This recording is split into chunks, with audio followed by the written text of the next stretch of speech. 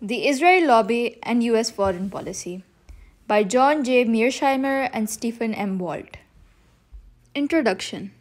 America is about to enter a presidential election year. Although the outcome is of course impossible to predict at this stage, certain features of the campaign are easy to foresee. The candidates will inevitably differ on various domestic issues: healthcare, abortion, gay marriage, taxes, education, immigration, and spirited debates are certain to erupt on a host of foreign policy questions as well. What course of action should the United States pursue in Iraq? What is the best response to the crisis in Darfur? Iran's nuclear ambitions, Russia's hostility to NATO, and China's rising power. How should the United States address global warming, combat terrorism, and reverse the erosion of its international image? On these and many other issues, we can confidently expect lively disagreements about the various candidates. Yet on one subject, we can be equally confident that the candidates will speak with one voice. In 2008, as in previous election years, serious candidates for the highest office in the land will go to considerable lengths to express their deep personal commitment to one foreign country, Israel, as well as their determination to maintain unyielding U.S. support for the Jewish state. Each candidate will emphasize that he or she fully appreciates the multitude of threats facing Israel and make it clear that if elected, the United States will remain firmly committed to defending Israel's interests under any and all circumstances. None of the candidates is likely to criticize Israel in any significant way or suggest that the United States ought to pursue a more even-handed policy in the region. Any who do will probably fall by the wayside. This observation is hardly a bold prediction, because presidential aspirants were already proclaiming their support for Israel in early 2007. The process began in January when 4 potential candidates spoke to Israel's annual Herzliya Conference on Security Issues. As Joshua Mitnick reported in Jewish Week, they were seemingly competing to see who can be the most strident in defense of the Jewish state. Appearing via satellite link, John Edwards, the Democratic Party's 2004 vice presidential candidate, told his Israeli listeners that "your future is our future" and said that the bond between the United States and Israel will never be broken. Former Massachusetts Governor Mitt Romney spoke of being in a country I love with people I love, and aware of Israel's deep concern about a possible nuclear Iran, proclaimed that it is time for the world to speak 3 truths. 1. Iran must be stopped. 2. Iran can be stopped. And 3. Iran will be stopped.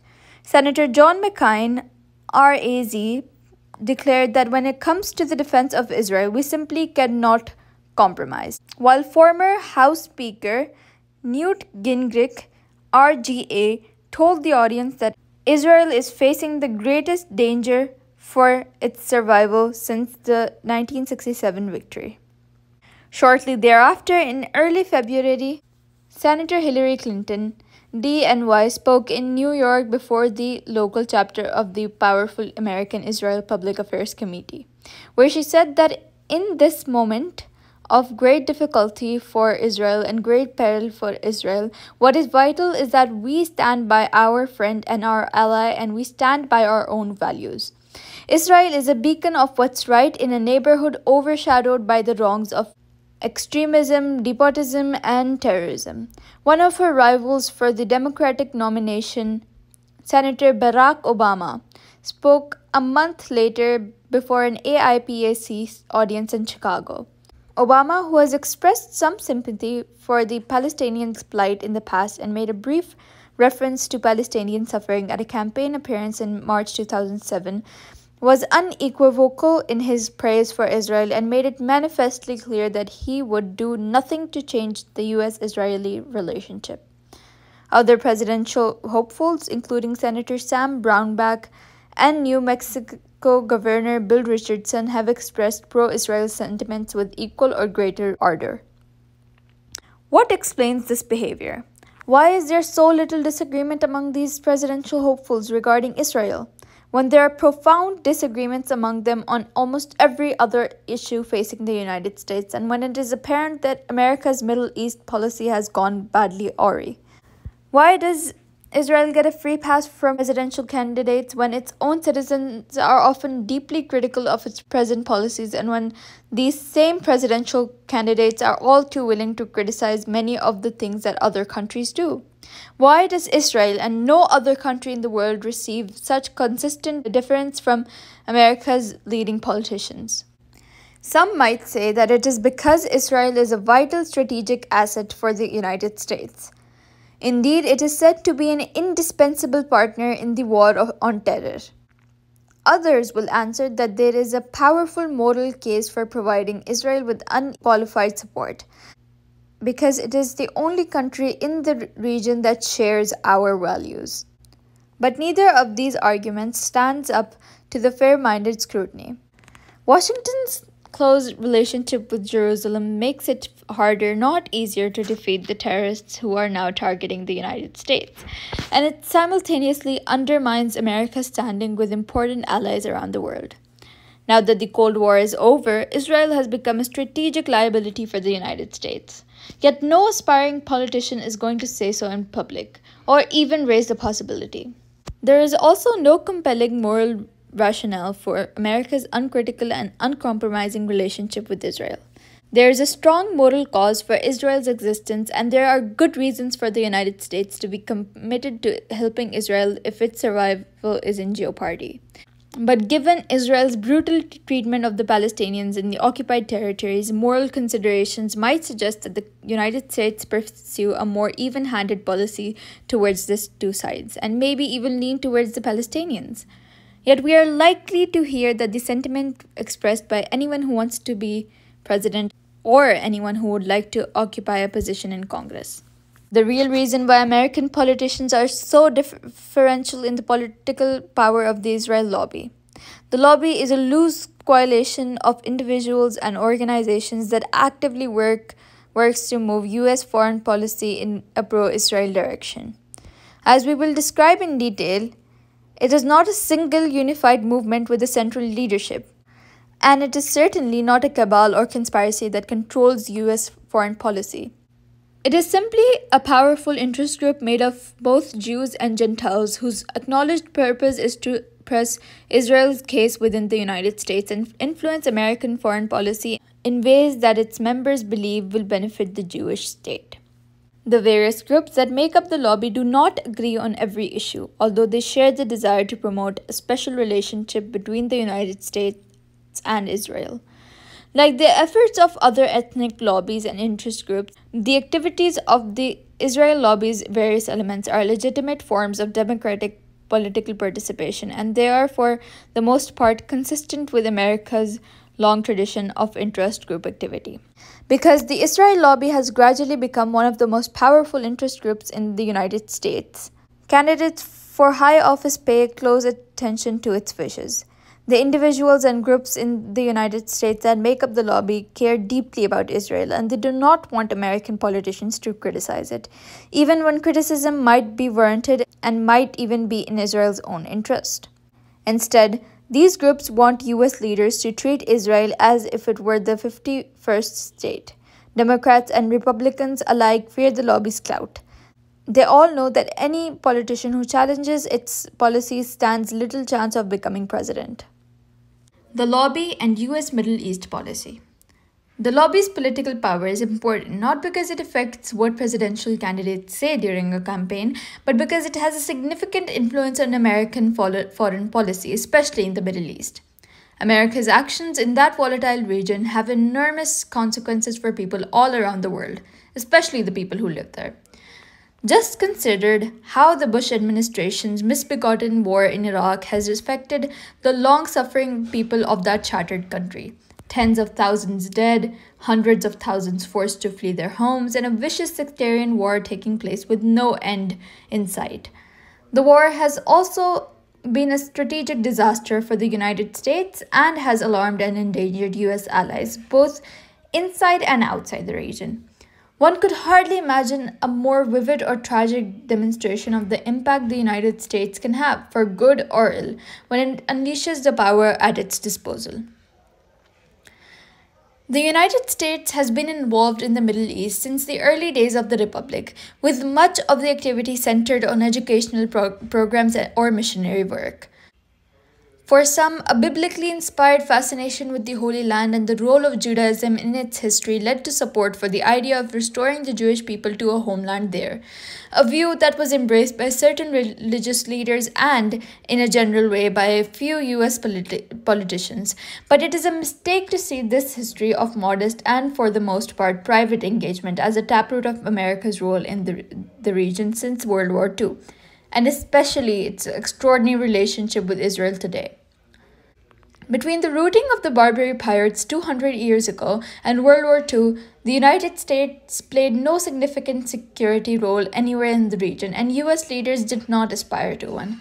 Woodrow Wilson did endorse the 1917 Balfour Declaration, which expressed Britain's support for the creation of a Jewish homeland in Palestine, but Wilson did virtually nothing to advance his goal. Indeed, the most significant US involvement during this period, a fact-finding mission dispatched to the region in 1919 by the Paris Peace Conference under the leadership of Americans Henry Churchill King and Charles Crane, concluded that the local population opposed continued Zionist inroads and recommended against the establishment of an independent Jewish homeland. Yet, as the historian Margaret Macmillan notes, nobody paid the slightest attention. The possibility of a US mandate over portions of the Middle East was briefly considered, but never pursued, and Britain and France ended up dividing the relevant portions of the Ottoman Empire between themselves. The United States has played an important role and steadily increasing role in Middle East security issues since World War II, driven initially by oil, then by anti-communism, and over time by its growing relationship with Israel. America's first significant involvement in the security politics of the region was in nascent partnership with Saudi Arabia in the mid-1940s, intended by both parties as a check on British ambitions in the region. And its first formal alliance commitments were Turkey's inclusion in NATO in 1952 and the anti-Soviet Baghdad Pact in 1954.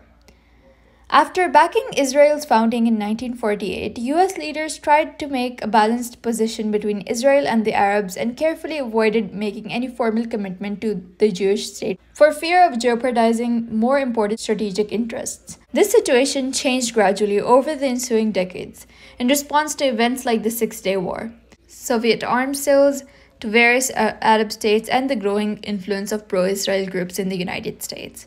Given this dramatic transformation in America's role in the region, it makes little sense to try to explain current US policy, and especially the lavish support that is now given to Israel, by referring to the religious beliefs of a bygone era or the radically different forms of past American engagement. There was nothing inevitable or predetermined about the current special relationship between the United States and Israel.